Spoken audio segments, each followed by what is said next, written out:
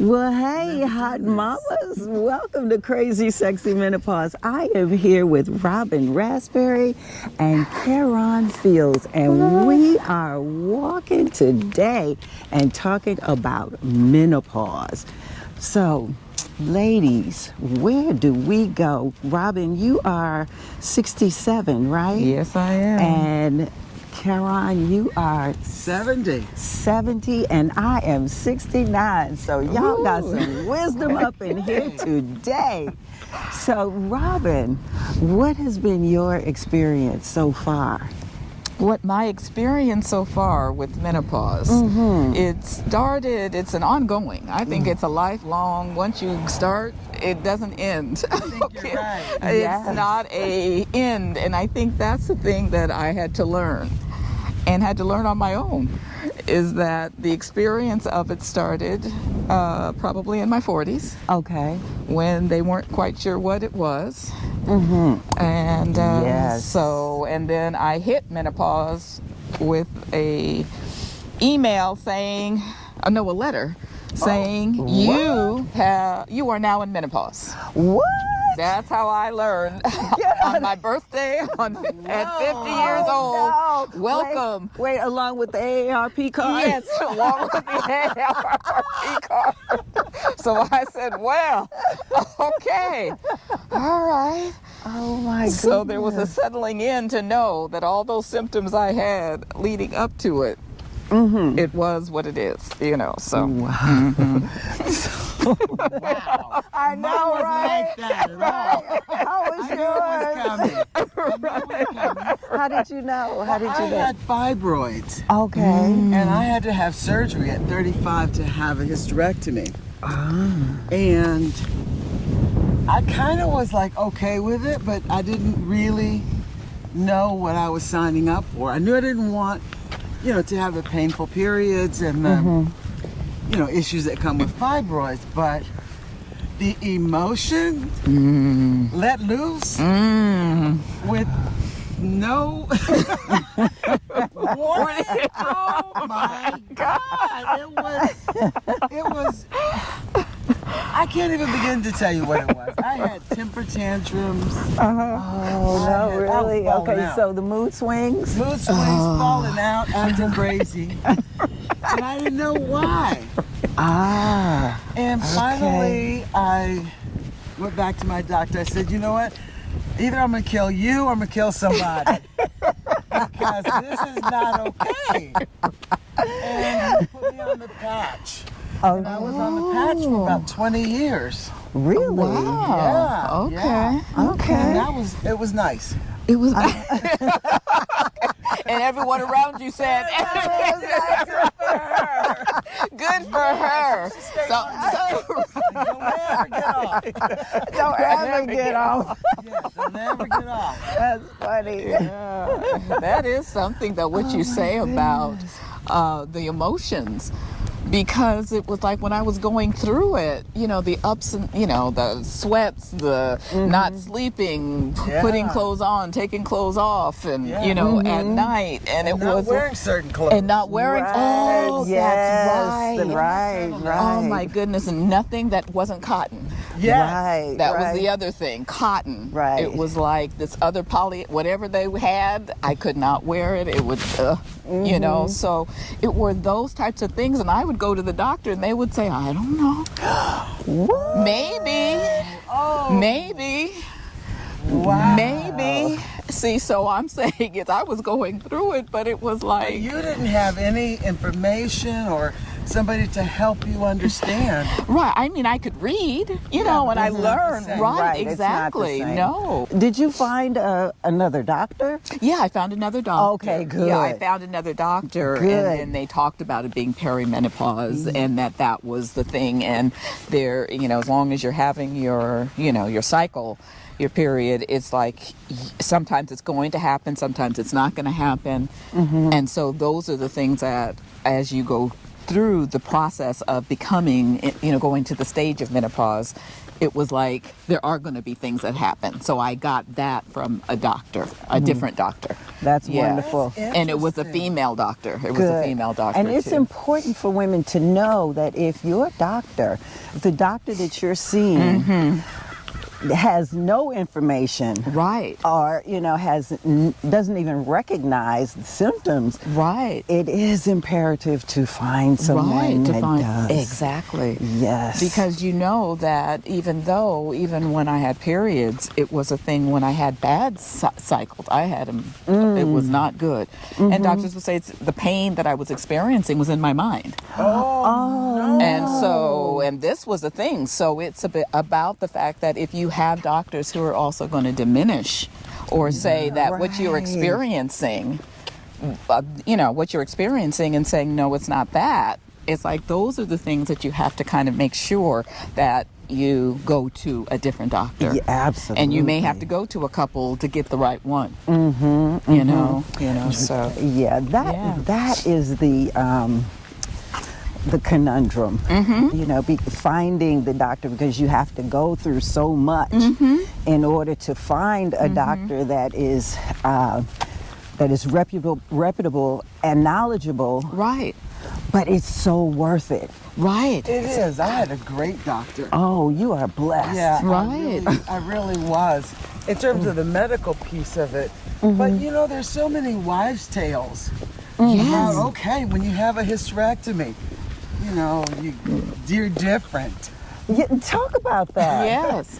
Talk about that a little bit, because there is do you find that there's a difference between surgical menopause and natural menopause in terms of how it presents itself? I think psychologically it's definitely different. How so? Because there's a feeling of loss.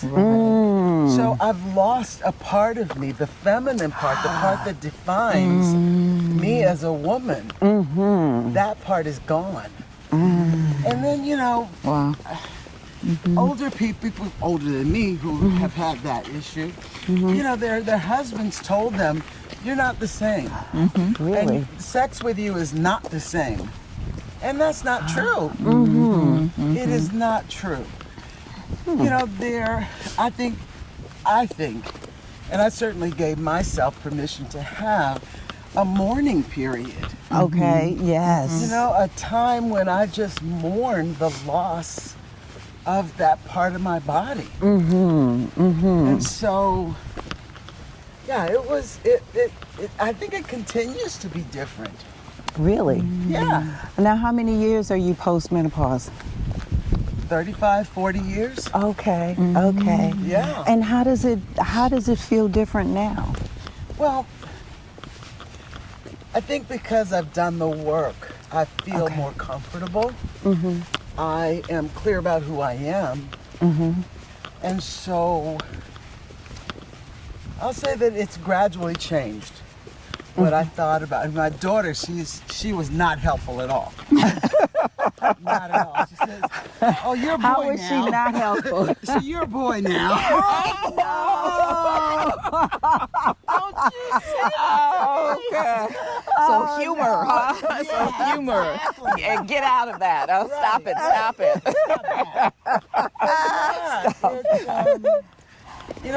That sense of loss, but there's also a sense of freedom. Okay.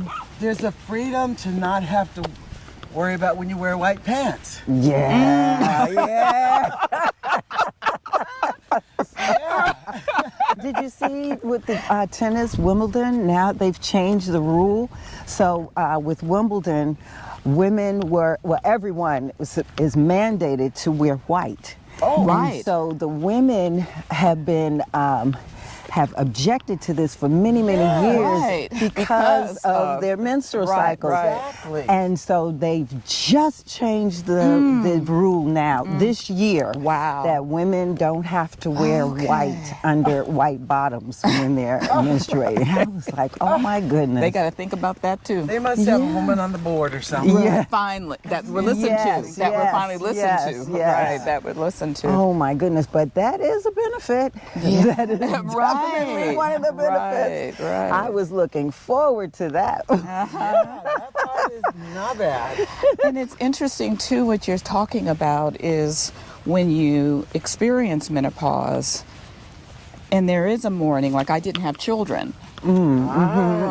Okay, so then that was it's not possible. So I had to deal with the mourning around that. That, thinking you are going to, but then at the same time you don't. It's not in the cards, right? It wasn't the plan. It wasn't the plan. So there was a mourning around that, but there's also the freedom.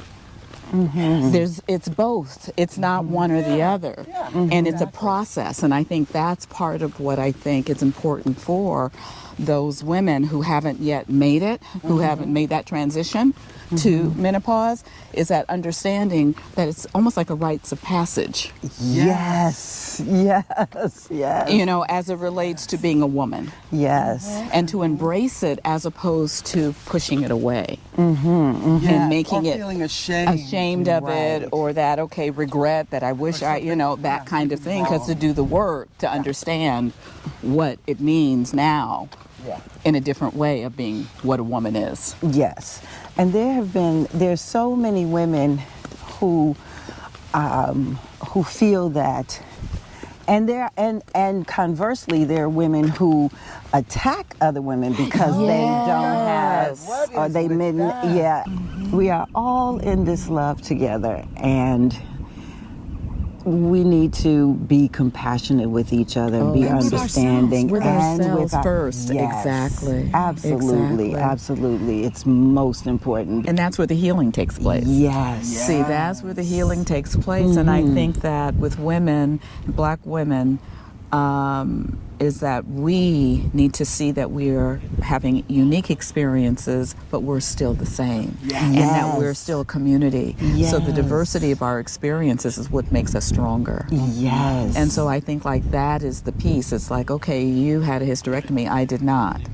Okay, you had children, I did not. Okay, but again, when you had it, when menopause happened, you felt that loss. Yes. Because of the parts. Yes. I have the parts, but I couldn't use the parts for that purpose. Still lost. And yet at the same time, from an elevation of spiritual elevation, is that, okay, here I could have thought that that's what the plan was, but understanding that this is the plan. And so to kind of step into that, as opposed to, and that we as women support one another that way, of what you both are talking about. So I think like that is, significant. The individual experiences that are unique, and then the things that we can support each other with that too. Absolutely. Because there will be somebody will touch. Yes. Somebody. Yeah. Absolutely. So Absolutely. It's not a one thing that's going to happen to everybody, except you're going to stop your period. You're not going to have a period. I think it is. It's about how the next part of life is, the next phase of life, and kind of embracing that phase. And being with like-minded folks seem to come to you. Yes. The more that you see that, the wisdom that you have. And I thought that was an interesting thing, wisdom. I never thought that would be me, even though I knew I was going to live a while, but, wisdom, okay? But then, like what you're saying, Karon, it's like, okay, we'll bring back, look Salvona. back. Right, that Sankofa, bring back, take what was back there that you want to bring forward, and then sit in that and then grow. And as you're talking about retirement, it being in retirement, who am I now? Yes. So you get to be able to create. That's the piece. With that freedom. Yes. And I think that it took me a minute to kind of see that, because the body was doing all these different things. So what does that mean? I was very athletic. I played tennis. I was, sports, competitive tennis. I mean, did things that were active, ate well, all of that. And then, but my body was not in sync with what I was doing. And so that took some time to kind of figure out, okay, what this is. And then once it was settled, it's like, okay, I like to have the knowledge of what it is, so then I can kind of work with it. Yes. And then the body changed. because also too, it was like the hormones that were now had shifted, was that now I could eat something and it would seem to go right here. You know, so it would be kind of like, what's this middle? Where was this middle? I didn't have a middle before. Where was this middle? Okay. I wasn't there yesterday. It wasn't, right. I was eating the same thing yesterday that I'm eating today, so why is that not working? Okay, in my body. So I think that was what I'm talking about. It's a journey in this, being in postmenopause, but at this point, it's like, oh, I can breathe. Yes. I can breathe. Yeah, it's that freedom. It's freedom. That's all I can say. That part is fascinating to me. It is. How Just so? being free is a new concept to me. And I don't know, turning 70 just turned on something. I don't know what it is, but I'm going to say it this way: it opened a door. Yeah. Okay. It opened a door to really infinite possibilities. Like, who can I be? Who do I want to be? What do I want to do? And I'm just grateful to be able to have the opportunity Absolutely. to do whatever I want to do, Yeah. to be whoever I choose to be. I'm working on judgment. And that's part of it. It's letting go of the judgment. What I'm supposed to do, what I'm not supposed to. What are you going to think about what I do? Yes, exactly. And I'm like, I don't care. It doesn't matter anymore. It doesn't matter. It doesn't matter, What right? I'm going to do. Right. And I'm going to be who I want to be. And that could be today somebody and tomorrow someone else. Or another aspect of me showing up. And it's fascinating. I fascinate myself. I really do. Like, you thinking about doing what? Do you really want to do that? What's Robbin gonna think? Robbin gonna say, "Oh no!" And that conversation ensues, but the freedom is there. Yes. The freedom to be. Yes. Whatever, whoever, whenever. Yes. I was journaling about being this morning, and that is so interesting that you just brought that up, because it's true. It's this time in our lives is, what do you want to be? Who do you want to be? It's just, And how do you want to be? and how, yes, I think that's how do I want to be. Exactly. That's It huge. is. Yeah. It is absolutely. And I was listening to a song today. You're journaling. I was journaling too, but I was listening to a song. It's a brand new day. And it is. It is. And so here we are. A new awakening. It's a new awakening, a new experience. awakening, And then it's yes. always about the individual, but it's also about the collective. And that's what I love Yes. about being here on the planet at this time, right now. Yeah. You know, because I think that it's like, how do you create? But then how are you being in the Yes. creation? So it's a thing. It's a thing. It is. That's a real Absolutely. thing. Absolutely. Oh my goodness. This is juicy. Juicy menopause, as you're calling it. Okay. All right. You But got that. I'm going to have to transition. All right. Oh. And so, listen, this has been absolutely fantastic. It's wonderful. It has been. So appreciate you both for sharing this time with me today. So, ladies, comment, share, subscribe, whatever. Let us know what you think, and know that your life is your own. You can be who and what you choose to be, and above all, know that it is your life. Live it well. Yes.